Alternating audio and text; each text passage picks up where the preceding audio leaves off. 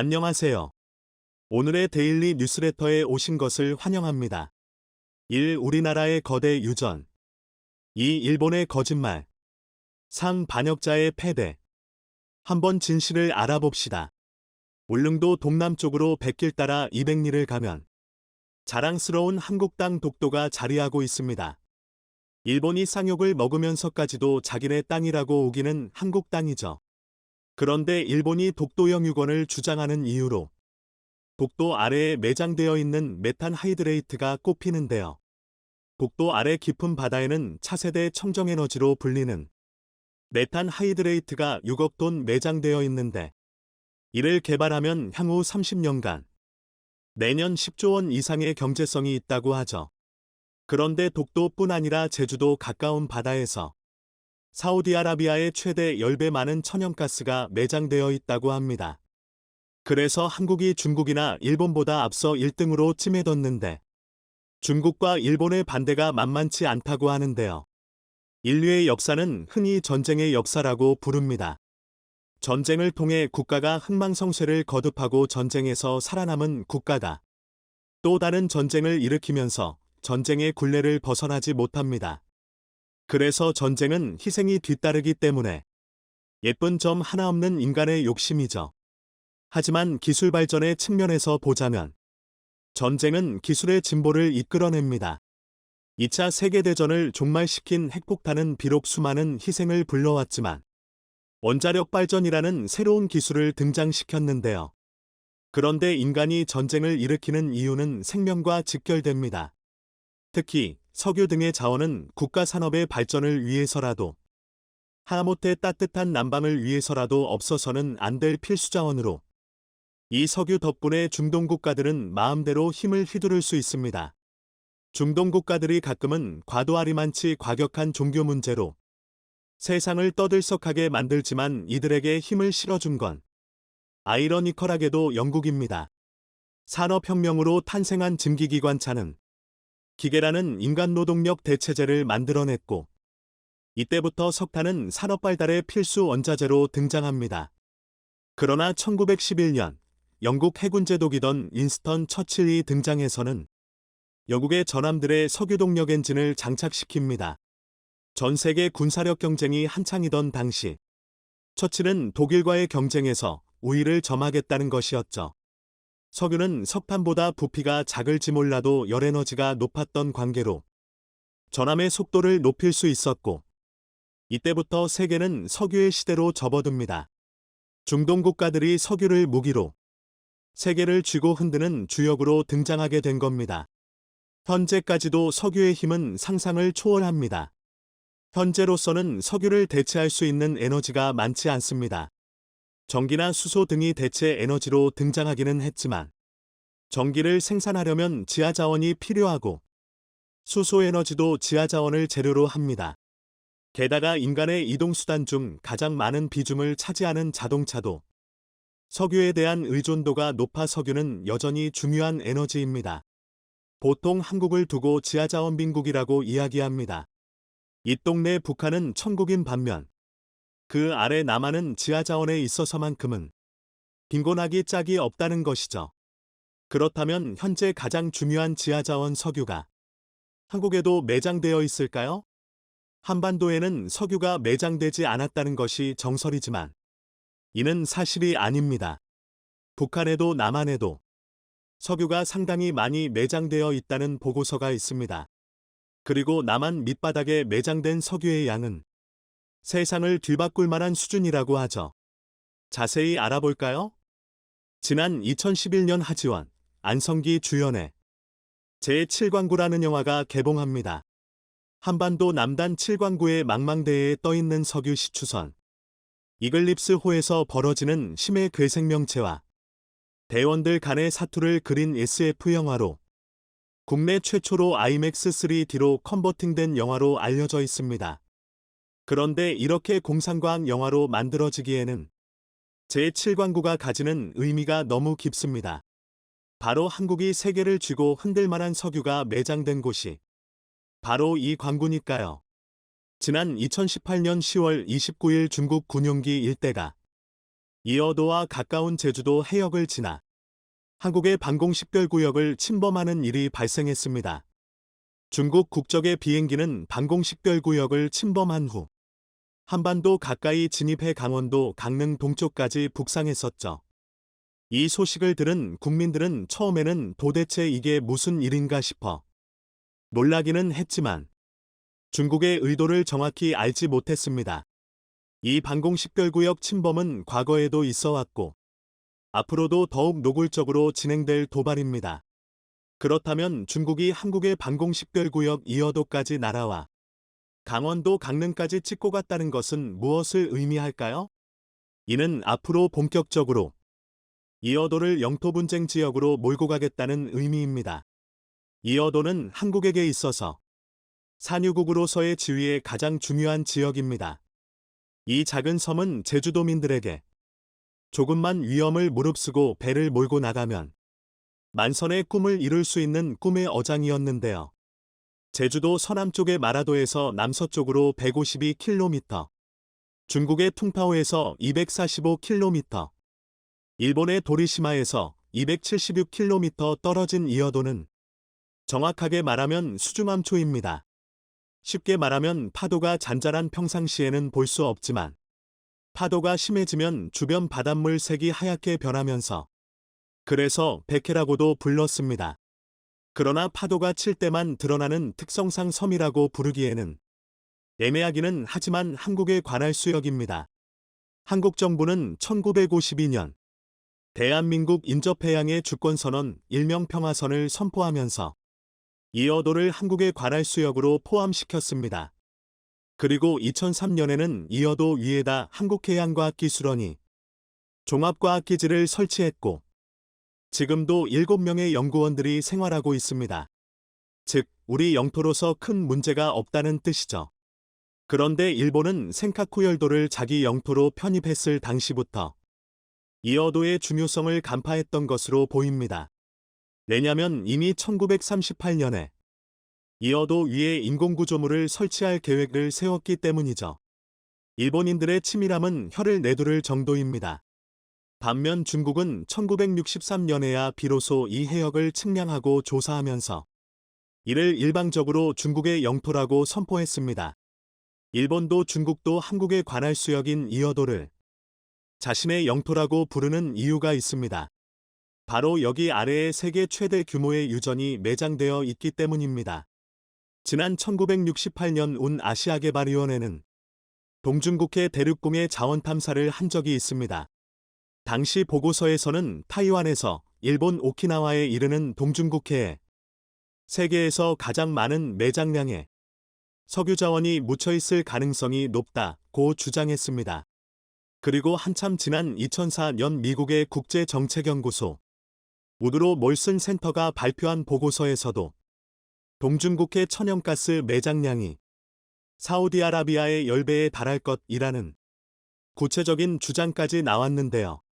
이미 1952년에 한국 관할 수역으로 포함시킨 상황에서 박정희 전 대통령은 제주도 남쪽에서 일본 오키나와 앞에 이르는 칠광구를 한국 땅이라고 선포해버렸습니다.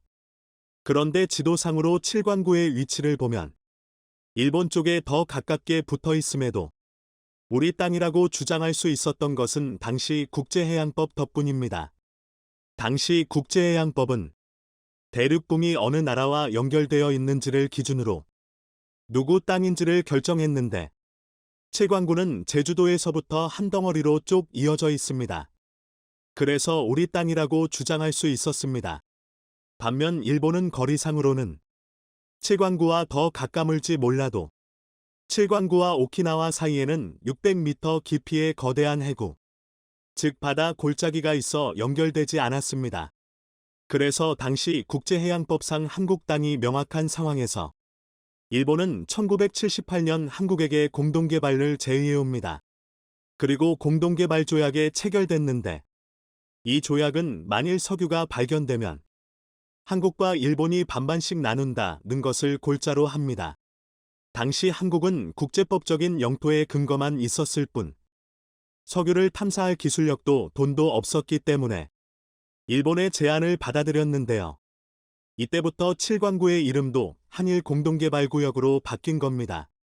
그리고 1980년부터 한일 양국은 담사를 시작했고 시추에 이르렀는데요. 시범적으로 7개의 시추공을 뚫었고 3개의 시추공에서 적은 양이기는 하지만 석유와 가스가 발견되기도 했습니다. 이 소식이 알려지면 이제 한국도 산유국, 부자나라가 된다는 꿈으로 부풀었고 당시 가요 중 제7광구가 검은 진주라는 노랫말이 나오기도 했죠. 그러나 거기까지가 끝입니다. 1986년 일본이 갑자기 개발 중단을 선언하고는 철수해버렸죠. 뜬금없는 일본의 철수에 당황한 한국은 단독으로 개발을 추진했지만 불가능했습니다. 왜냐면 1978년에 체결한 조약상 담사와 시추는 반드시 양국이 공동으로 수행해야 한다는 조항이 있었기 때문이죠. 한국이 단독으로 개발하려고 해도 일본이 안 하겠다고 물고 늘어지면 할 수 없는 조약이 체결한 겁니다. 이후 현재까지 30년이 넘는 시간 동안 시추는커녕 탐사도 한번 제대로 해보지 못하고 허송세월을 흘려보내고 말았는데요. 당시 일본이 개발 중단을 선언한 이유는 경제성이 없다는 것이었지만 여기에는 일본의 야비함이 숨어 있습니다. 1982년 운이 국제해양법을 개정하면서 200캐리 배타적 경제수업이라는 개념이 도입됩니다. 즉, 대륙공의 소유권을 어느 나라와 연결되었는지를 따지지 말고 그냥 중간선을 그어서 반반씩 나눠 갖자는 것이 골자입니다. 새로운 해양법에 따라 제7광구를 그어보면 95% 이상의 7광구가 일본 소유가 됩니다. 지도를 보면 일본이 욕심을 내는 것이 어쩌면 당연해 보입니다. 95% 가까운 광구가 일본 영토로 귀속되니까요. 게다가 1978년에 체결한 한일조약은 50년 동안만 유효한 조약이기 때문에 2028년이면 종료되죠. 다시 말해 일본이 갑자기 공동개발을 취소해버린 것은 땅속에 매장된 석유는 어디로 도망가는 것도 아닌데 굳이 한국과 공동으로 개발의 반반씩 나눌 필요가 있느냐는 것이 진짜 이유입니다. 경제성의 문제가 아니었다는 것이죠. 이후 일본은 경제성이 부족하다는 이유로 7광구 개발을 원천적으로 봉쇄시켜버렸는데요. 일단 한일조약에 따라 어느 일방이 반대한다면 개발할 수 없습니다. 1986년에 일본이 일방적으로 공동개발에 응하지 않으면서 7광구의 소유권이 일본으로 넘어갈 위기에 처하자 한국 정부는 지난 2020년 1월 한국이 독자적으로 개발하겠다고 일본 정부에 전달했습니다. 석유공사를 개발 사업자로 지정하고 일본 외무성의 통보 절차를 밟기 시작했죠. 조약 만료 8년을 앞두고 마지막 승부수를 띄운 것이고 아직까지 일본은 명확한 답변을 내놓지 않은 상태입니다. 1970년 박정희 대통령 시절부터 시작된 산유국의 꿈은 지난 2004년에 이뤄졌습니다. 바로 물산 앞바다에 자리한 동해 1가스전이죠. 이 가스전은 1998년 7월 탐사 시추에 성공한 대한민국 최초의 가스유전으로 채굴 가능한 매장량은 ANH 기준 500만 톤으로 알려졌습니다. 2004년 천연가스와 초경질원유를 생산하면서 기름 한 방울 나지 않던 한국도 산유국의 대열에 합류하게 됐죠. 이 가스전에서 채굴한 가스와 원유는 해저배관으로 받아 수보를 빼는 등의 가공 과정을 거친 후 물산 일대의 가정과 기업체로 보내지는데요. 이 동해 1가스전은 대륙공 담사부터 개발, 생산까지 100% 독자적인 기술력으로 이루어낸 성과입니다. 비록 올해면 가스전이 고갈되어 소멸되고 말지만 이 성공 덕분에 제7광구가 더욱 아쉬워집니다. 이제야 비로소 기술력을 완벽히 갖추었는데 세계 최대 규모의 가스전을 한국 영토로 설정해두고도 개발할 수 없는 상황이니까요. 한국이 일본과의 제7광구 줄다리기에서 승리하려면 어떤 전략이 필요할지 기민하게 고심해야 할 상황인 듯 합니다. 이번에 일본이 한국의 뒤통수를 제대로 쳤습니다. 일본은 최근 한국과 서로 수출 규제를 없애고 화해를 하자라고 약속했습니다. 자, 그런데 한국이 일본을 먼저 화이트리스트에 복원시켰다고 공식 발표하자 일본이 갑자기 말을 바꿔 한국은 위험하다, 지켜봐야 한다, 나는 충격적인 발표를 했습니다. 그러면서 말 같지도 않은 이유들을 갖다 붙이며 한국의 뒤통수를 제대로 가격했는데요. 자, 그런데 진짜 큰일 난 쪽은 일본입니다.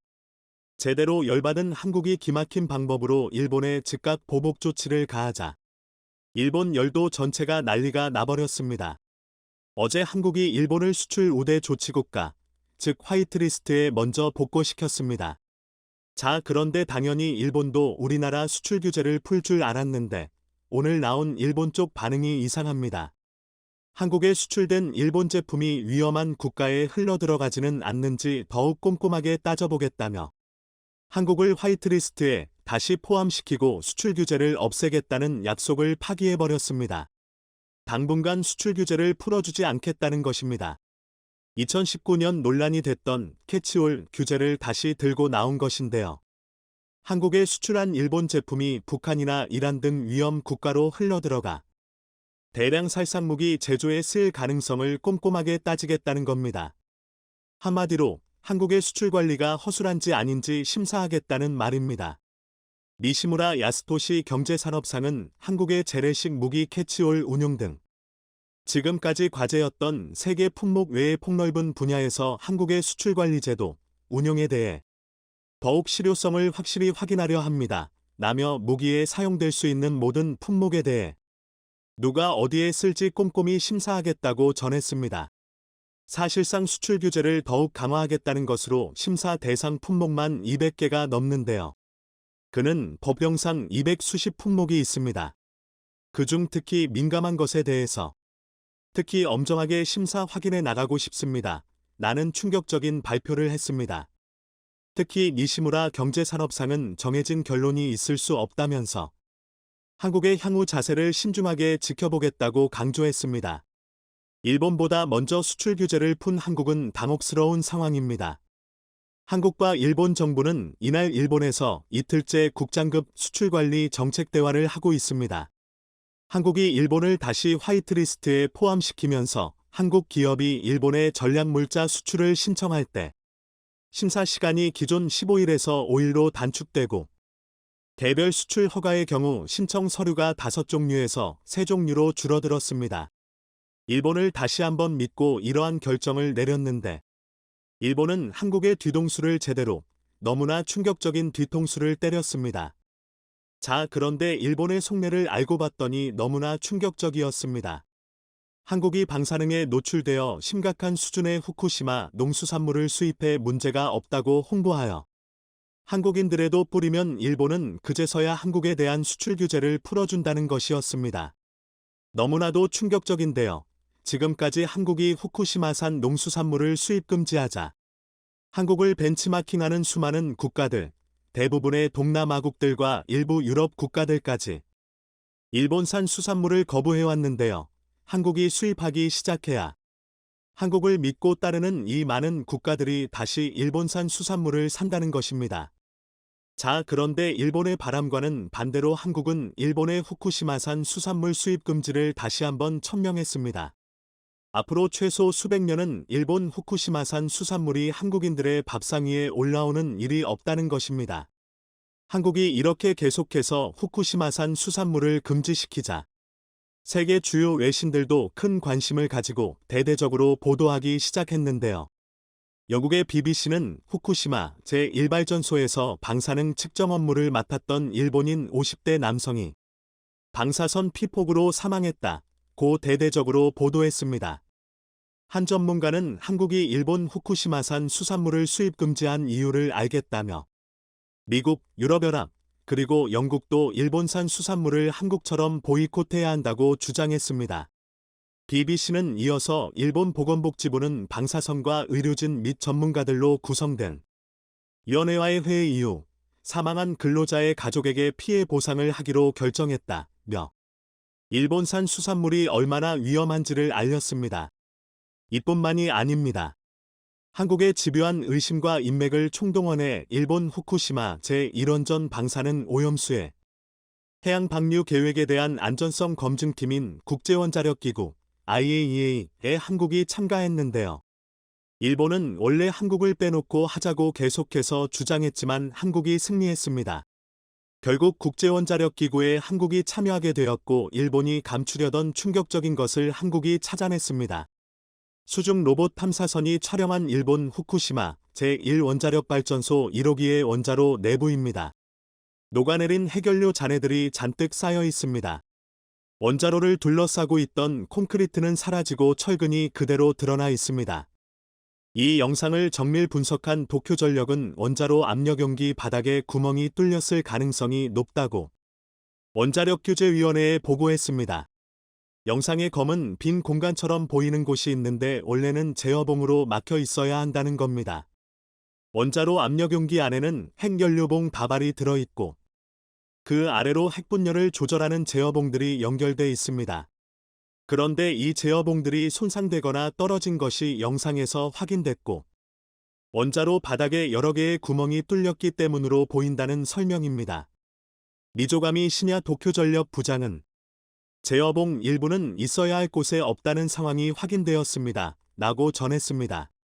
더 충격적인 점은 원자로 내부 콘크리트 손상이 심한 만큼 후쿠시마 지역에 또다시 강한 지진이 발생할 경우 원자로가 아예 붕괴해버릴 우려가 있다고 전문가들은 지적했습니다. 또 한 번 더 충격적인 후쿠시마 원전 폭발 사고가 지금 당장이라도 충분히 일어날 수 있다는 것이죠. 이렇게 한국의 집요함 덕분에 허점을 찾아냈고 결국 도쿄전력도 인정했는데 일본 정부만 이를 인정하지 않고 오염수 방류를 강제하려 하고 있습니다. 일본은 왜 이렇게 위험한 무리수를 더 가면서까지 이렇게 오염수를 방류하려 하는 것일까요? 삼중수소는 반감기가 12년이라서 육지에서 24년간 보관한 뒤 방류하면 위험성이 4분의 1로 줄어드는 셈인데 일본은 지금 당장 이 원전 오염수를 방류하려 하고 있습니다.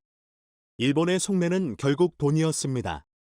다액종 제거 설비 ALPS 소위원회 보고서에 따르면 일본 내 처리 방식인 오염수 지하 매립에는 2,431억 엔이, 수소 배출에는 1,000억 엔이, 수증기 배출에는 349억 엔이 필요한 것으로 계산됐습니다.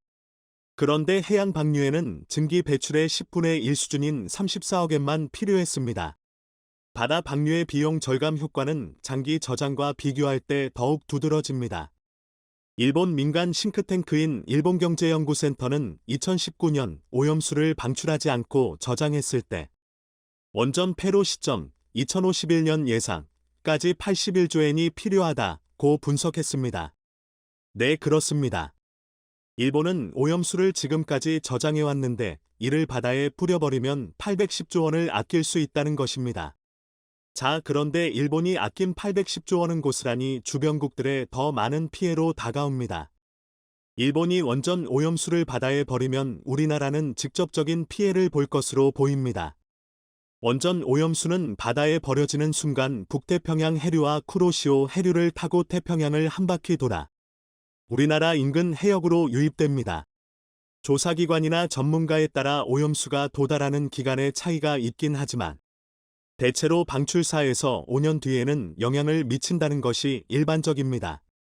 이와 관련 독일 헬무홀츠해양연구소가 국제학술지 환경연구레터스에 발표한 후쿠시마 앞바다에서 태평양으로 방류된 세슘 137의 장기화학산 모델 시뮬레이션 논문에 따르면 원전에서 방류된 세슘 137은 후쿠시마 원전 앞바다에 흐르는 쿠로시오 해류와 만나 러시아 쪽으로 이동, 북태평양 해류와 캘리포니아 해류, 북적도 해류를 타고 북미 연안, 적도, 아시아를 거쳐 약 4년 만에 우리나라 동해에 도착했습니다.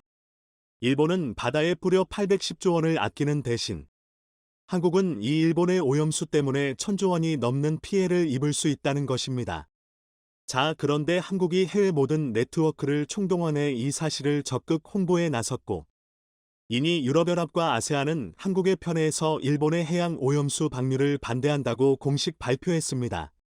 일각에서는 일본이 방류를 하는 대신 주변국에 그에 합당한 배상을 해야 한다고 주장하고 있는데요. 예상 못한 전개에 일본 정부는 망연자실해하고 있습니다. 한국의 국산화를 방해했던 일본 소재 기업이 엄청난 최후를 맞고 있어 화제입니다. 특히 최근 가격까지 대폭 낮추며 한국 업체에게 제발 사달라고 애원하고 있는 모습에 일본인들마저 부끄러움을 느껴 치를 떨고 있는 것으로 나타났습니다.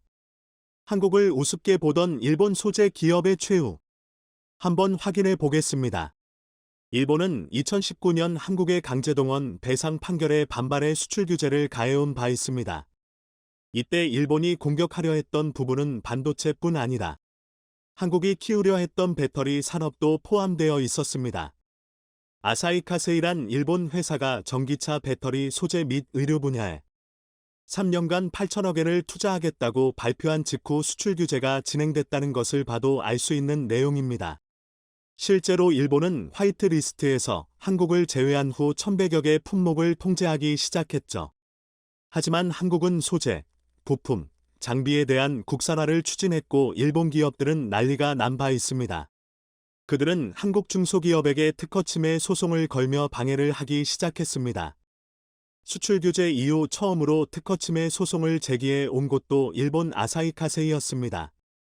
아사히 카세이는 1931년 일본에서 설립된 화학회사로 종업원 2만 5천 명의 매출이 2조 엔이 넘는 기업입니다. 일본 도레이와 함께 분리막 시장을 이끌며 점유율 18%로 세계 1위를 하기도 했었죠. 이 회사는 2012년 한국에서 발표된 299개 전범기업 명단에도 이름을 올린 바 있는데 조선인에 대한 강제동원 등 한국 침탈에 앞장선 기업이었기 때문입니다.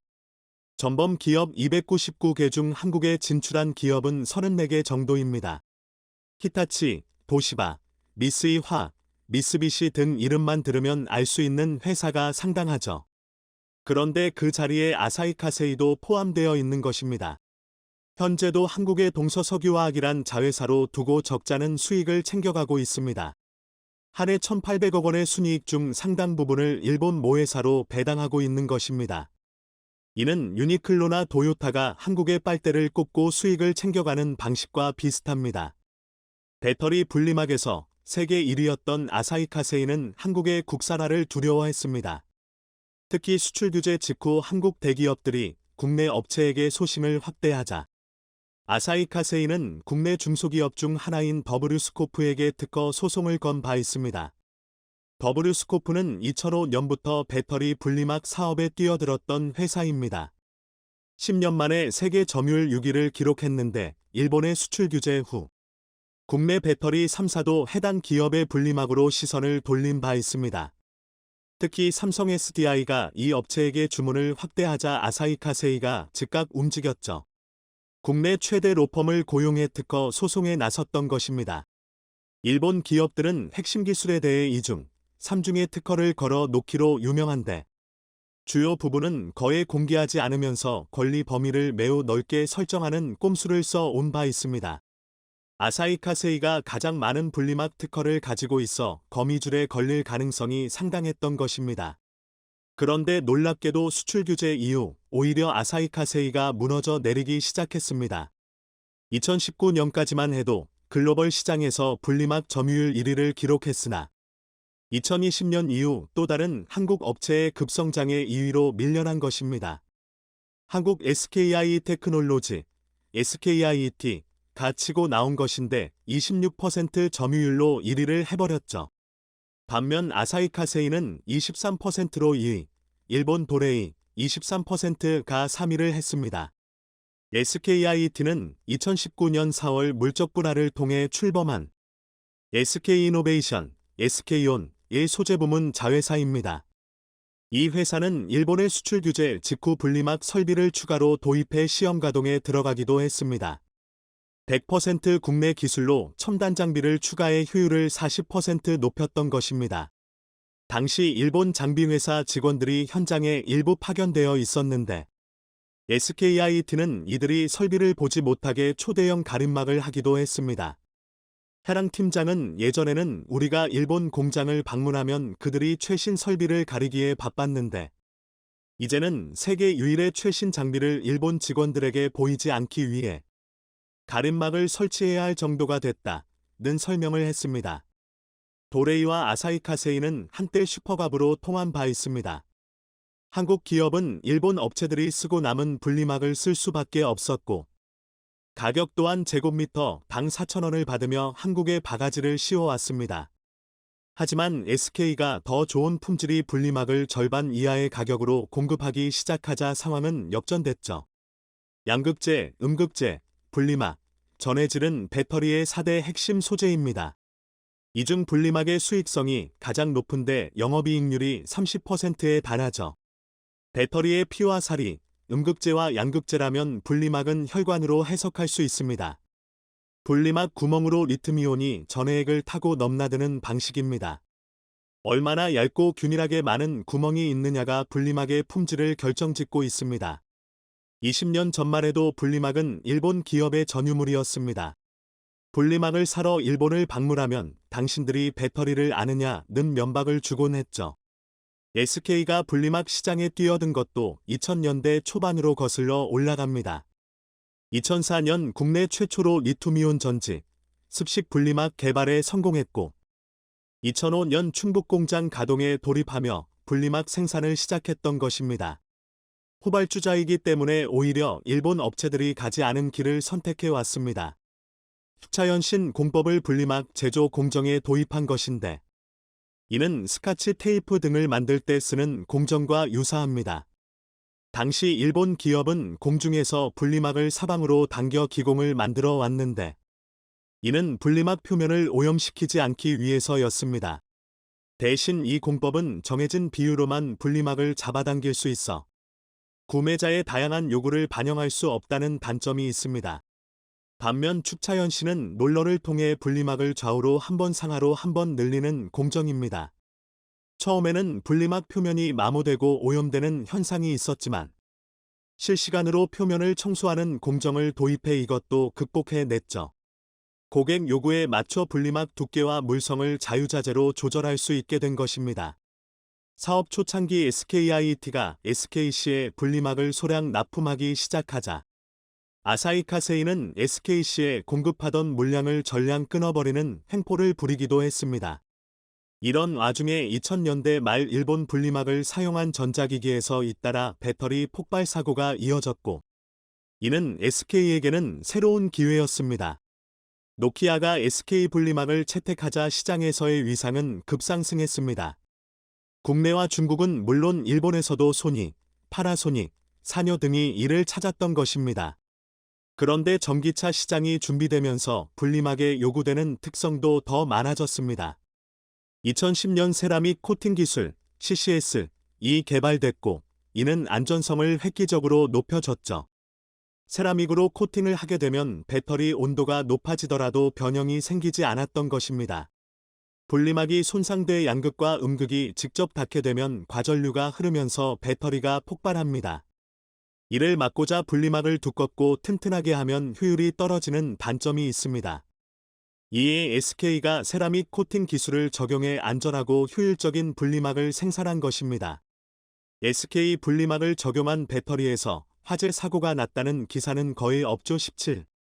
반면 도레이와 아사히카세이 분리막을 썼던 업체에서는 잇따라 화재가 발생하고 있습니다. 결국 SK 분리막은 LG에너지솔루션과 삼성 SDI도 찾고 있는 상황입니다. SKIET의 실적 전망치를 보면 2019년 800억 원대에서 매년 상승해 내년에는 3,200억 원으로 증가가 예상되고 있는 것을 볼 수 있습니다. 반면 아사히카세이의 손익은 2019년 대비 30% 이상 급감한 상황이죠. 더 이상 버틸 수 없던 아사히카세이는 최근 놀라운 행동을 보이고 있습니다. 국내 배터리 기업에게 기존 대비 20에서 30%나 가격을 할인해 줄 테니 한국 소재업체를 선택하지 말고 자신들의 습식 분리막을 이용해 달라고 사정해 온 것입니다. 제곱미터당 1.3달러 수준으로 가격을 낮춰 판매하겠다는 것이었죠. 아사히카세이는 자국 배터리 기업인 파나소닉에 분리막을 주로 공급해 왔습니다. 하지만 최근 경쟁사 대비 파나소닉의 성장률이 더디자 한국 업체로 눈을 돌렸다는 분석입니다. 실제로 중국 외 시장에서 파나소닉 등 일본 업체의 성장률은 다른 업체에 크게 미치지 못하고 있는 상황입니다. 국내 배터리 3사는 지난해 50에서 100%에 가까운 성장세를 보인 반면 파나소닉은 33%에 그친 것이죠. 게다가 SKIET의 분리막 판가는 0.9달러가 채 되지 않아 아사히 카세이의 가격이라는 큰 영향이 없을 것이란 분석도 나오고 있습니다. 2023년이면 SK의 생산량은 아사히 카세이보다 2배 이상 확대가 예상되고 있습니다. 지난해 4분기 폴란드 1공장 건설을 마쳤으며 2024년까지 총 2조 원을 투자해 4공장 준공을 목표로 하고 있기 때문입니다. 이로 인해 2025년 시장 점유율을 43%로 끌어올리겠다는 전략입니다. 아사히 카세이 또한 지난해 300억 엔을 투자해 공장을 증설하고 중국 상해은첩과 합작법인을 설립해 한국을 다시 따라잡으려 하고 있습니다. 하지만 이렇게 해도 SK를 따라오지는 못할 것이란 분석이 지배적입니다. 분리막뿐 아니라 다른 분야에서도 엄청난 사건이 발생해 관리 능력이 드러났기 때문입니다. 2020년 10월 아사히 카세이 차량용 반도체 공장에서 대규모 화재가 난 바 있습니다.